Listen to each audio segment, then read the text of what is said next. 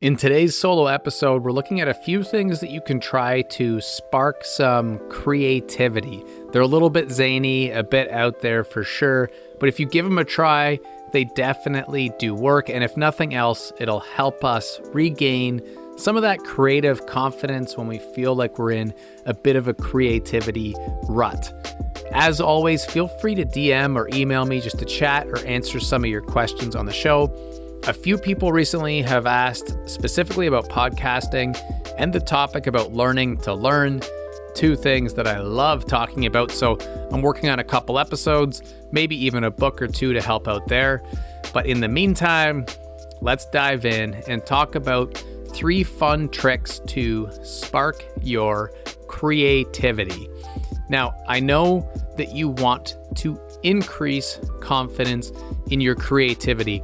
And I had that term, creative confidence, on my website recently, and a friend said, I don't know what that means, which was really eye-opening to me because I own a book called Creative Confidence. I also have shared that term so many times in education circles and artist circles, and it's one of those things that in hindsight, maybe a lot of people don't even know what the hell I mean, but basically you just flip the words. It's having confidence in your creativity, but there are some hacks, some tricks to do that. It could be an entire podcast series or show itself. So today we'll just look at a little piece of that. Whether you're an artist, a business leader, teacher, stay-at-home parent, whatever, it could be anything. We'll always say yes to more creativity. It's a myth that creativity is only for the writer that locks themselves in a cabin for a month and writes a book, or someone who paints like Picasso.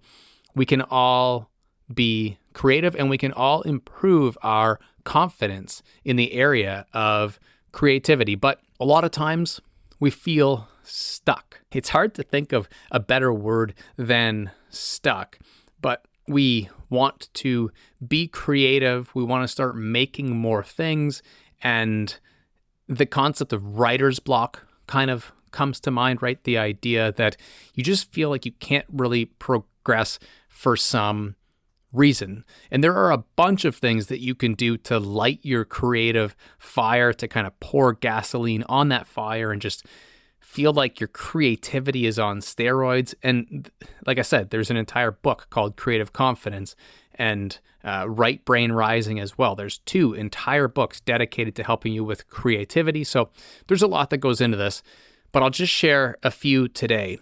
And remember that these are simply exercises. Much like exercises in the gym, they can help us maintain a healthy body and mind if we do things like these consistently. They're simple, tiny invitations to venture beyond what's familiar. And even though they're small exercises, they can actually have a massive impact. It's kind of like when a pipe is blocked and you manage to break that dam and things just get released. That's kind of what the idea of creativity is like, that when we do feel a bit stuck, sometimes the results, if we get unstuck, can be exponential.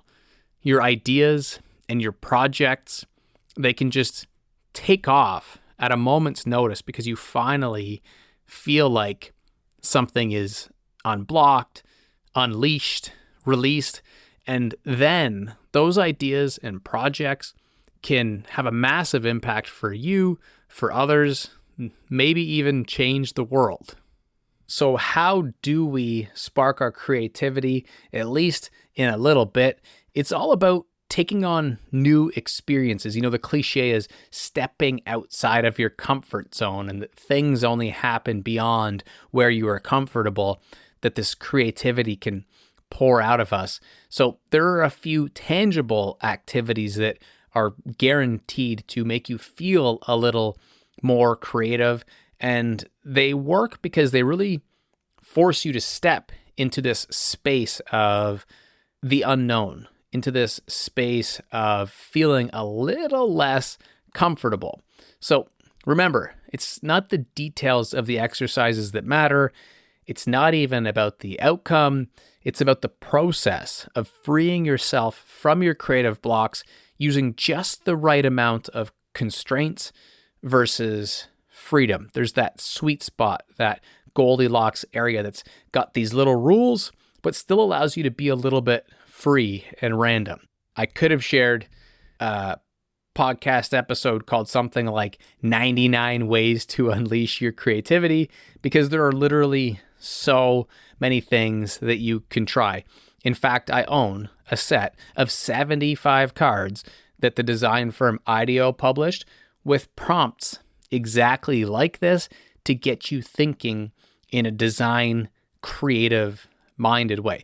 The point is that getting more creative is an infinite game. We can play it forever.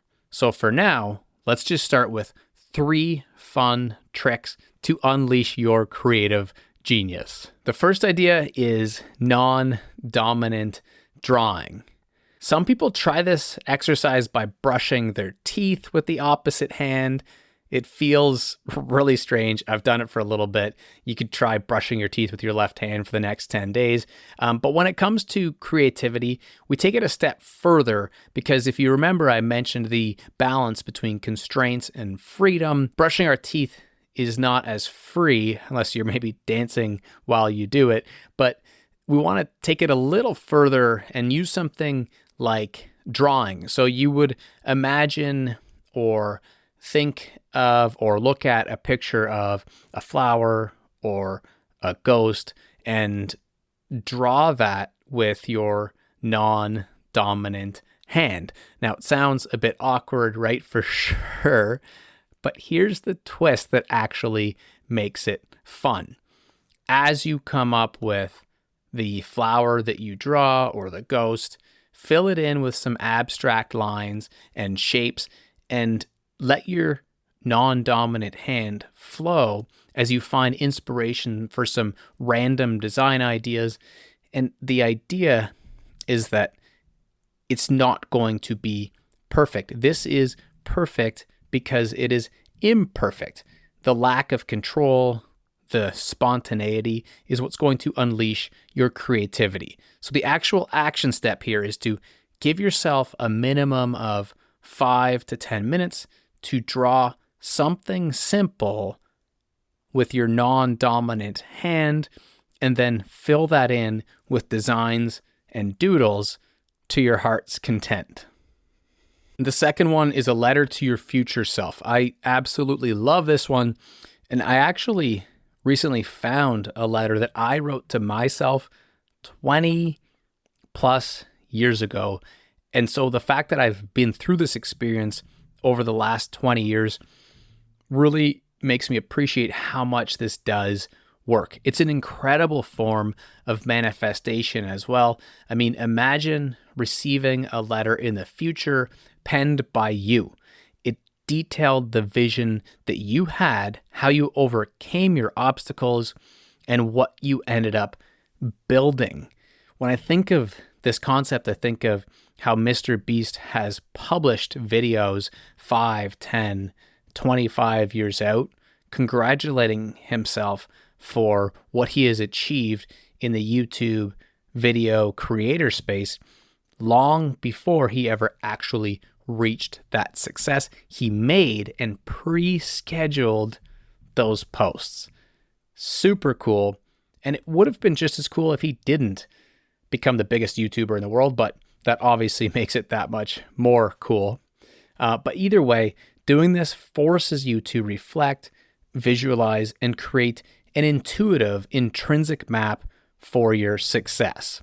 So here's the action step. Take somewhere between 15 minutes and no longer than an hour to write a letter to future you. What happened over the next 10, 20 years? How did it go? What reminders would you share if you could talk to future you? And the final one, continuous doodling. With a pen and paper, embark on a doodling journey without lifting your pen. Remember, we talked about the balances between constraints and freedom. Well, in this case, you're drawing with either hand, but let's say you're using your dominant hand. And as you draw, you're not allowed to lift your pen. And this encourages a flow of ideas that defy conventional thinking by forcing yourself to stay connected to the page. Who knows what these things will help you come up with?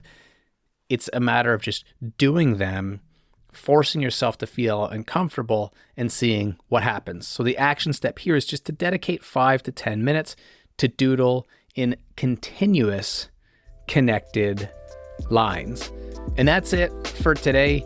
Sometimes it's fun to keep it short and sweet, a little bit of story, a little bit of lesson, a few tricks that you can try.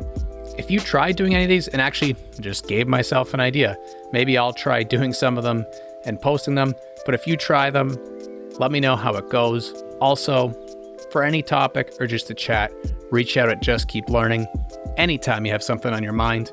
Appreciate you so much. Until the next episode, all the best. And remember, just keep learning.